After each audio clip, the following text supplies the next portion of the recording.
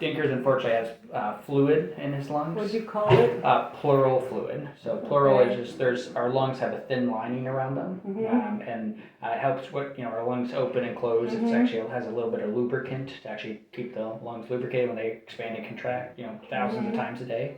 And fluid has gotten into that space. When fluid has gotten to that space, it's actually compressing his lungs. His lungs right now are unable to open. They're unable to expand there, so that's why he's taking these short breaths. And the only things that usually cause Can't drain that out? So good, I'll get to that there. So the only things that really cause that there are usually either heart failure, cancer, and there's a small chance it could have been from trauma, but that's a pretty severe trauma. Like they have to have a very severe penetrating foreign object, Which I would have a noticed. thorn, or what you would have noticed there. Usually they would have been licking or bleeding or something, which that would be pretty unlikely. Yeah. And so to answer your question, these cases, how they usually work is one, what Dinkers would need is a thoracocentesis. So he'd have to probably get some light sedation. His sides of his chest would be clipped and cleaned. They then would have to drain the fluid. Then we would repeat the x-rays, and then sometimes after the fluid's drained, we repeat the x-rays. We then can maybe see a little bit more definitively, is this heart related, or is there a tumor or growth somewhere potentially, and then based off that, sometimes we can medically manage them for a short period of time.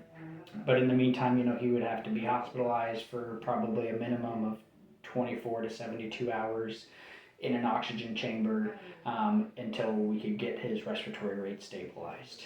After all that. After all that there. And then, ultimately, unless you... Oh my God. Yes, ma'am. And so, and that requires, going to an emergency at a lot of cost. What are we talking cost-wise? Probably a few thousands of dollars. So you'd be going to the emergency hospital. A few thousand, what, 2? No, probably more like 3 to 6. Yeah, and it's that, only 9, not even yet 9. Yeah, and so then once we did those diagnostics, they then give you better clinical recommendations. Is it heart? Does he need an echocardiogram, or is there a growth or tumor? Can that be addressed? Are the medications for that? But that 3 to 6 number would just be to even identify then what the plan of action would be. And so. So what do I do right now? Well, so you got a tough decision. I shouldn't even take him with him home. Yeah, no, ma'am. So what I would recommend if Dinkers was my kitty is one of 2 options. Either one, he needs to go to the emergency hospital right now, and he starts getting the fluid drained, and we go down the road of stabilizing him, or we have the quality of life conversation. Dinkers is in respiratory distress right now. He is struggling to breathe, and he's not doing well. And so then the other option is we let him go peacefully today. Yes, ma'am. Sorry about the drastic severity of those 2 options, but that would be